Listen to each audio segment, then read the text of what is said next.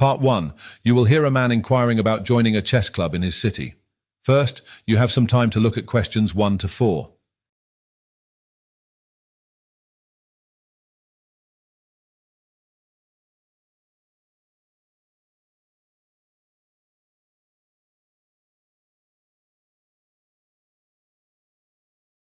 Now listen carefully and answer questions 1 to 4. Hello, Knights Gambit Chess Club. This is Joan, the club secretary speaking. Hi there. My name's Ron and I'm interested in joining your club. That sounds excellent, Ron. I think the first thing we can do is go through some of your personal details. Then, I'll let you know about the courses we offer. How does that sound? Sure, let's begin. So, can you tell me your name, please? Yeah, it's Ron. Ron Felix. That's great, Ron. And your number? My number is 028 7159 446. Sorry, I didn't quite catch that. 028 7. No, it's 028 7159 446. Ah, got it now. And can you tell me your address too? Sure, I'm based in West Lakes. That's great. What's your street name then, Ron? I live on 35 Hawthorne Avenue. Right. Is that Hawthorn? That's correct. So, how did you hear about our chess club then? Was it through a friend or family member perhaps? Actually, I heard about it from one of my classmates at university. Oh, that's great to hear that word has spread to your campus. We were playing a game in the library one day and she just told me about it. That's lovely to hear. Now, what's the reason you would like to join our club? The thing is, I really enjoy socializing with people while playing. It's a great way to unwind, I think. Let's see. Should I put down socializing then? Wait, that is one of the reasons. But the main one is probably to improve my skills. Ah, I see. Plenty of our members have joined for the same reason. Our teachers have a lot of ways to help you improve your game. You're definitely going to want to join. Sounds like I came to the right place then. Before you hear the rest of the conversation, you have some time to look at questions 5 to 10.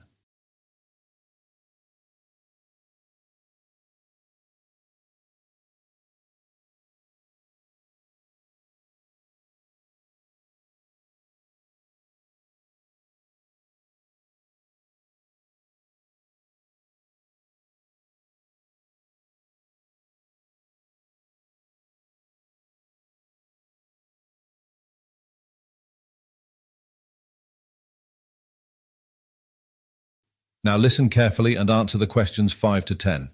I was wondering if you could tell me about the training courses you offer. Are they split up by level and what would I learn? Okay.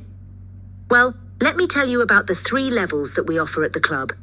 I'll also tell you about the methods teachers use to train students and a bit about what you can learn.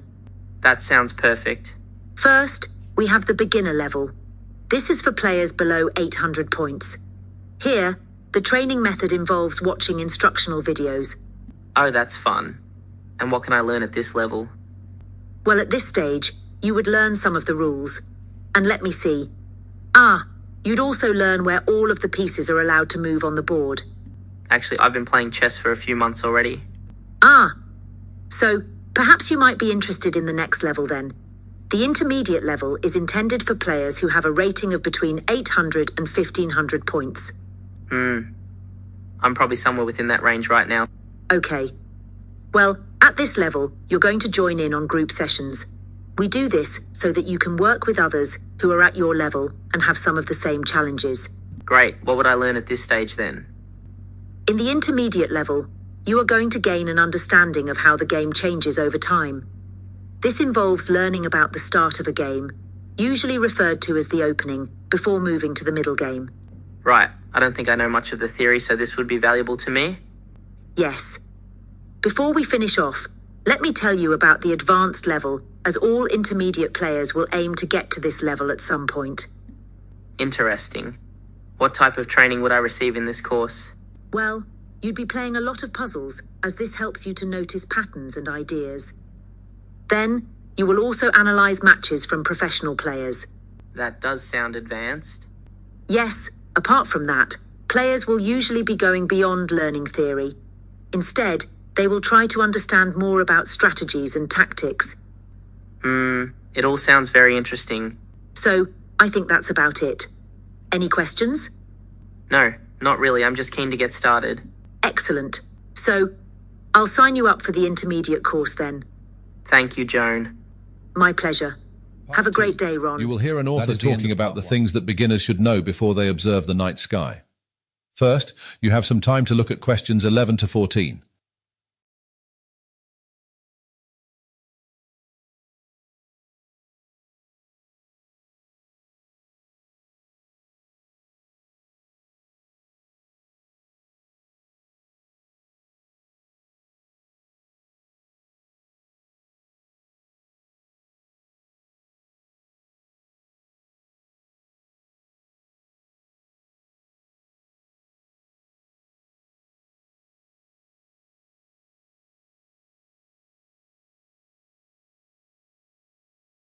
Now listen carefully and answer questions 11 to 14. This evening, we're delighted to welcome Debbie Salas. She's just written a book targeted at beginner astronomers who are interested in discovering the beauty of the night sky, and she's going to tell us everything we need to know about stargazing. Welcome, Debbie. Stargazing offers a fascinating look into space, and it can be a very rewarding hobby to get involved in, though there are a few important guidelines to try and follow. Firstly, always remember to check the weather conditions before you head out, since cloudy or rainy evenings will obstruct your view. Another decision related to the weather is to wear warm clothing no matter what time of the year it is. That's right, even during the summer. If you are going out to a rural area, you should be aware of the local wildlife. It's important that you bring enough food to stay well fed, but remember to store your food securely to ensure that you keep any animals away from the site. The next thing I'll mention is that there are many beliefs floating around about stargazing that are not really true. First of all, don't listen to anybody that says you should only use binoculars or telescopes. These tools can certainly help, but only if you have enough experience using them. Actually, some of the planets in our solar system can be seen with just the naked eye. You might be interested to see some of the colorful objects in the night sky, like the Milky Way. It's certainly possible, but you'll need to work on your photography skills. Another thing to consider is that it is usually best to go to rural or remote areas, far from urban light sources, since city lights will disrupt your view of the night sky. Having said that, you'd be surprised that you can often see constellations like Orion or the Big Dipper from your backyard, provided you cut out nearby light pollution. Before you hear the rest of the talk, you have some time to look at questions 15 to 20.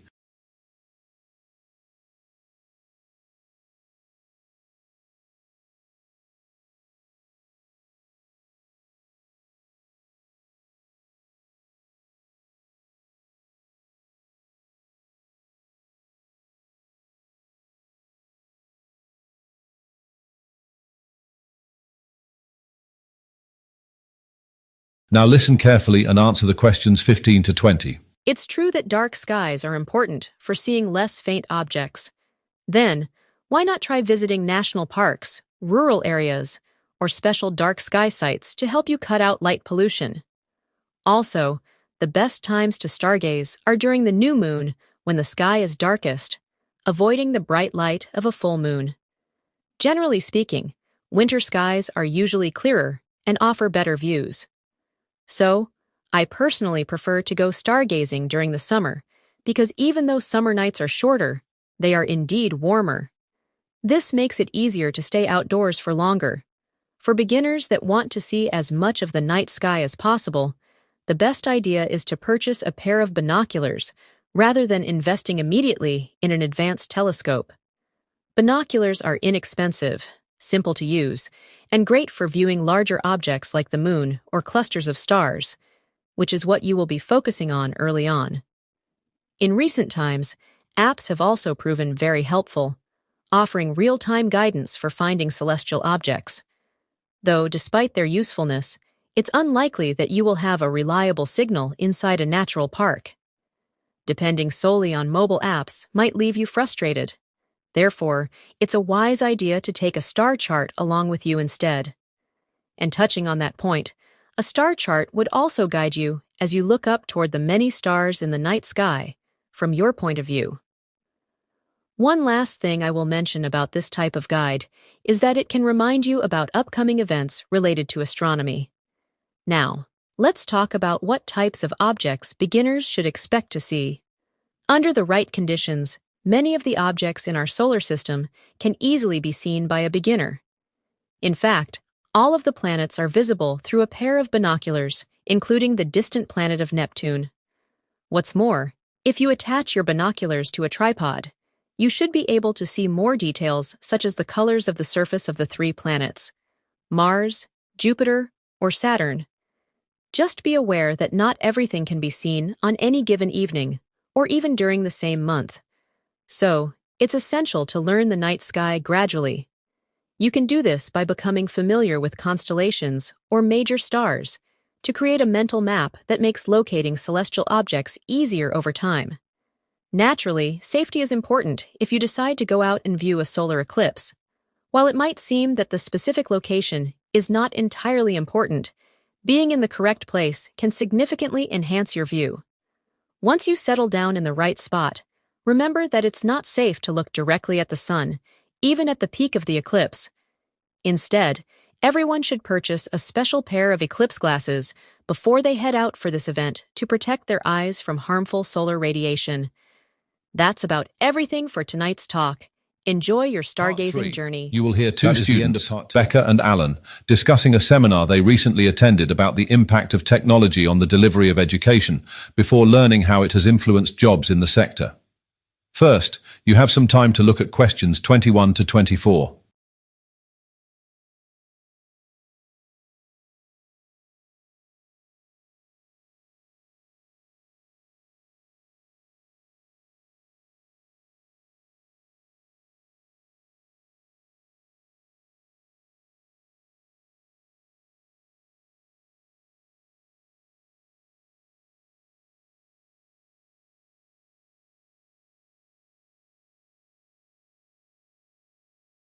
Now listen carefully and answer questions 21 to 24. That seminar we went to this morning about the impact of technology on education was really interesting. You know, I was surprised how much the classroom has changed over the years. Yeah, totally. That part about how students were all grouped together by age and grade level, but still learned in the same room with one teacher.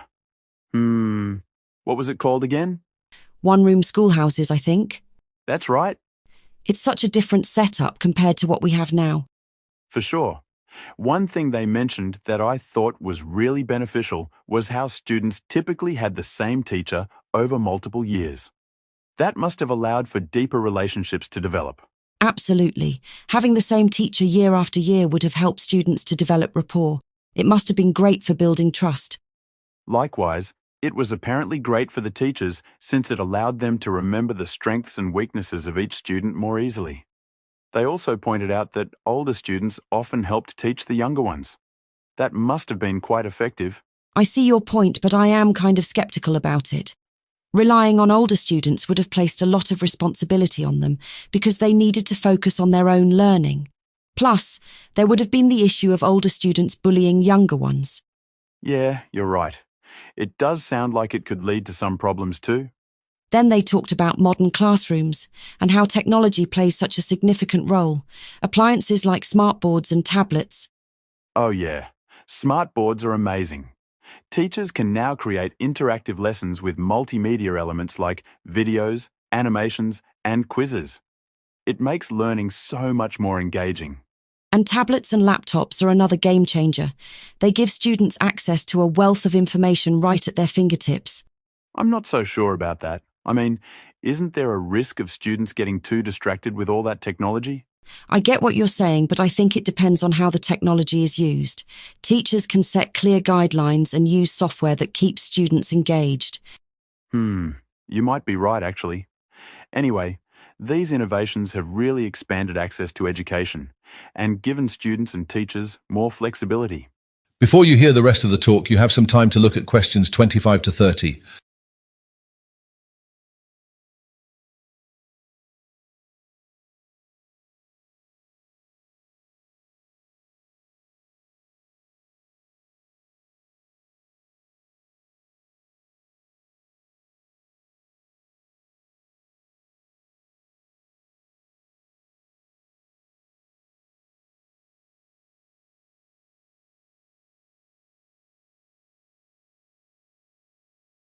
Now listen carefully and answer the questions 25 to 30. So the seminar covered a lot about how technology is impacting various jobs within education as well. One thing they mentioned was how teachers' roles have become more varied recently.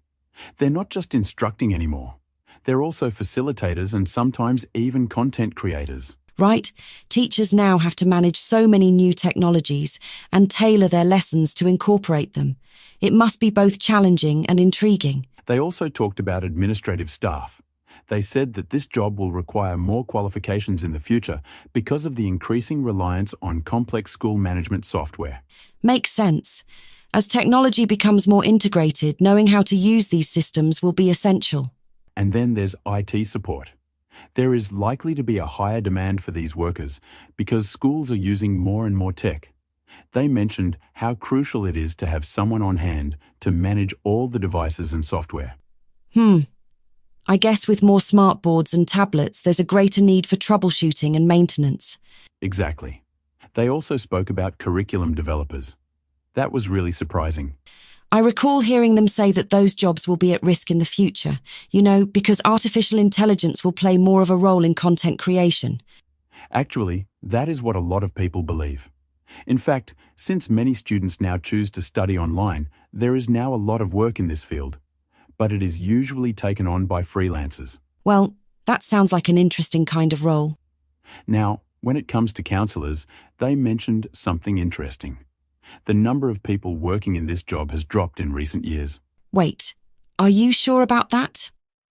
I thought they said technology is helping counsellors provide better support by tracking student progress more efficiently. Oh, yes, you're correct. I was thinking about librarians. Exactly. There simply aren't as many jobs available for those workers as there were in the past. Personally, I think there's something special about having a knowledgeable librarian to guide you, though. Well, it'll be fascinating to see how these trends continue to evolve. You will listen to a lecturer giving a presentation about the scale of the environmental issue of overfishing before hearing some of the solutions that have been put forward to deal with it. First, you have some time to look at questions 31 to 40.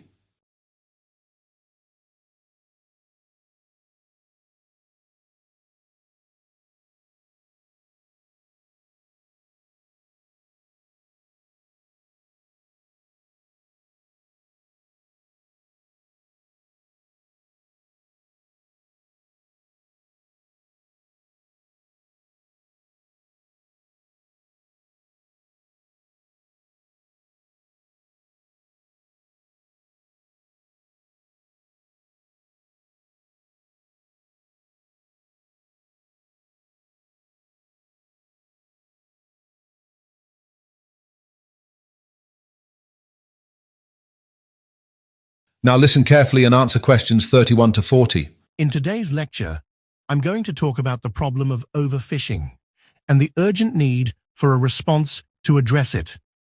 Overfishing is emptying the number of fish in our oceans at an alarming rate, and by allowing it to occur, humanity risks upsetting the balance in the marine ecosystem. This has already led to the substantial decline of fish stocks in many parts of the world, but more widely, it threatens the future extinction of multiple species. What's more, millions of people either depend on fish as a crucial part of their diet or as a source of income. So, it is clear that the depletion of fisheries would have far-reaching economic, environmental, and social implications. To look for inspiration on how to tackle the issue, we only need to look back a few years to the Global Polio Initiative, where international cooperation was vital in curtailing a deadly disease. This successful effort involved organizations from the charity sector as well as national governments, and it has now almost entirely eradicated polio. We need a similarly ambitious approach to tackle the issue of overfishing. The aim of these regulations is twofold. On the one hand, it would be to maintain the balance of fish populations, and on the other hand, preserve the ecological balance of marine environments. So, why don't we already have an effective system for managing overfishing? The answer is complex, yet it is clear that the encouragement of unsustainable fishing practices and a lack of international cooperation are standing in the way of progress. Let's talk about the problems then. One of the major challenges in stopping overfishing is the prevalence of illegal, unreported, and unregulated fishing. Many commercial fishing companies and illegal actors employ large, unregistered vessels that operate without any oversight. In other words, they do not actually need to worry about facing a penalty. Also, unregulated fishing leads to artificial market prices and unfair competition, as illegally caught fish are often sold at lower prices, and this further incentivizes illicit activities. Right now, it is also evident that governments directly support unsustainable fishing practices through subsidies or financial incentives. And by subsidizing unsustainable levels of fishing, governments are, in fact, supporting the uptake of highly efficient industrial fishing fleets. Operated by large companies, ships like these have both significant storage capacity and advanced technology, so they are able to deplete fish stocks at an alarming rate. This then has the unwanted side effect of making it almost impossible for smaller, local fishermen to compete. In the end, what we witness is that residents of coastal economies who rely on sustainable fishing practices suffer the most financially. Perhaps one of the most pressing challenges is the lack of international cooperation. Oceans are vast and border multiple nations, making consistent policy enforcement arduous. National laws vary widely, and without international alignment, efforts to combat overfishing are largely ineffective. Some nations may have stringent regulations, while others may lack any oversight at all, and this leads to the failure to address the issue in any meaningful way. Okay, those are the challenges. Now let's consider some of the solutions to overfishing that have been put forward. Since one of the major contributors to this problem is harmful fishing practices, international bodies need to come together to reverse this trend. To do this, the international community must both provide support and hold national governments accountable when it comes to adopting and enforcing regulations against harmful practices. Well, it probably won't come as a surprise that many experts have also argued that governments are acting irresponsibly if they directly encourage unsustainable fishing practices. Instead of subsidizing unsustainable fishing practices, they should be providing financial support to sustainable fishing. Another thing that they could do is to promote industry-wide labeling and standards to steer behavior change among citizens. Finally, they need to dedicate more effort to supporting coastal communities, which are set to suffer the most if the world's oceans become fully depleted. It is also essential that governments work together, since this is a global problem that crosses borders.